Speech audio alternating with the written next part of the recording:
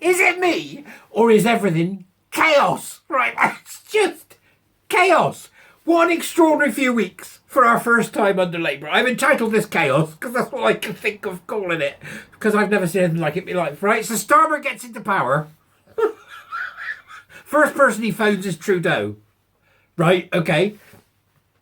The education woman, whatever her name is, flippity gibbet, right? The first person she meets with is Joe Grady of UCU. Talk about cozying up to the loony left. We are about to see a parliament that is a political party, the Labour Party, who are currently running the country, who are so bonkers and so far left that they can do what they like probably for the next 5 or 10 years, and then I think I'll be surprised if they still exist as a party at all.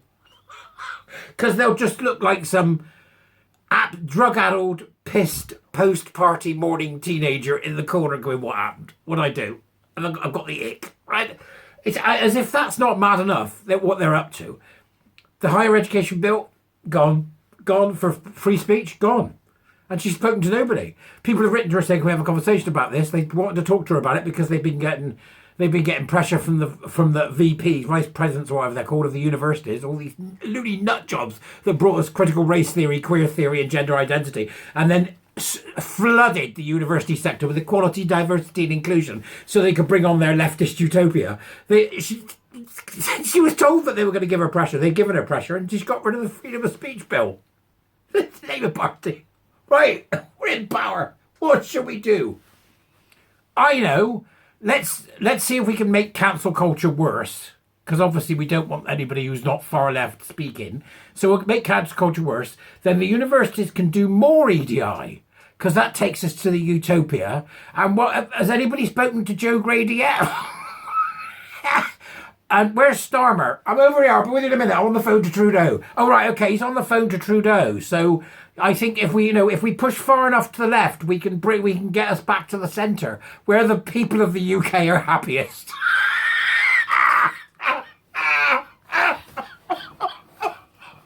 It's utterly bonkers. Then, to top it all off, there was the BBC sent out that sticking sector, Emily Maitland's running. And she was sort of crawling around everywhere, trying to find right-wing people to persecute.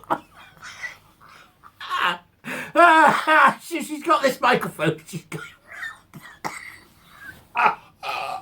Can you imagine the briefing? Right, Emily, go and find the right and make sure they're exposed as being far right. The closer you can get them to Hitler, the happier we are at the BBC. Right, got it, I'm off. And off she goes, right? So, and then ended up getting her ass kicked. Not once, but twice. This is glorious. On Saturday night, you heard Donald Trump say, let's lower the temperature. Do you accept the part you played in inflaming the political rhetoric in this country? You are just part of the fake news and you're lying. You don't know a damn thing about Arizona. You don't know one thing about our election. And you sit there with a smirk on your face. You're sitting over in England, in the UK, in a country that's being destroyed.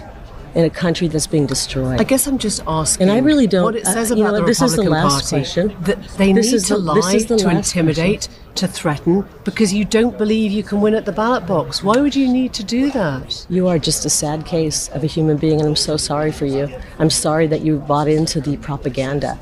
I hope that you'll look in the mirror and see that you've been following propaganda, and you don't understand what's happening. So I'm guessing if you don't win in November, you won't concede. That's the rule that you're playing by now, is it? You are. I actually think you need your head examined.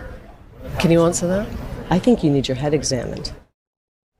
Carrie Lake, thank you. Can you tell me why so many people that support Donald Trump love conspiracy theories, including yourself? He seems to attract lots of conspiracy theorists. Well, let me tell you, you're a conspiracy theorist, and the left and the media spreads more conspiracy theories. We like the truth. We like supporting our Constitution, our freedoms, and America first. So, what about Jewish space lasers? Tell us about Jewish space lasers.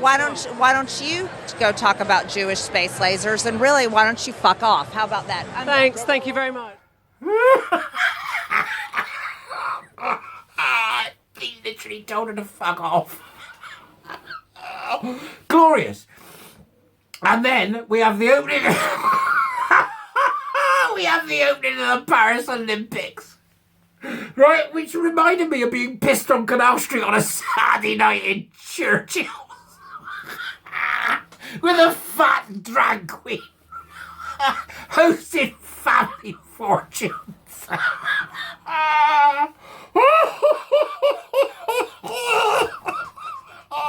And then they had some ridiculous bloke dressed in blue. He was meant to be, the bacchanalian orgies and all that sort of stuff.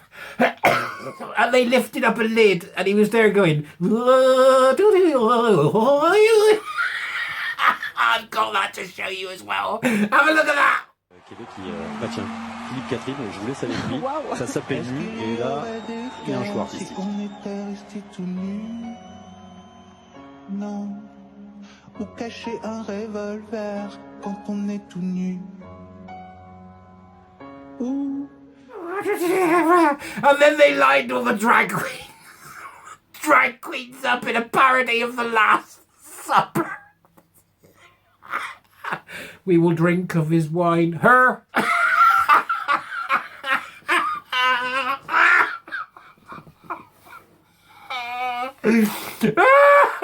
I can't get over it. It's so bad.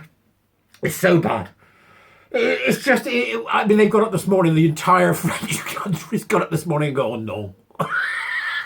Je regret everything. Oh, well, I needed a good laugh. Honest to goodness, I've never seen anything like it. We had the Queen and Daniel Craig, right? We had the Queen and Daniel Craig, and Daniel Craig picked her up and she went up in a helicopter and then she parachuted into the Olympics, right? That was what we did, okay? And to cap it all off, when the parachute opens and you get the UK flag, it's got the most wonderful song, the one that's a piece of music that's likely to get everybody out there, Chair, which is the Bond thing, isn't it? Da-da-da-da, and everybody's going, British, bring it on, right? What did the French give us? A blue bloke and a bunch of trannies.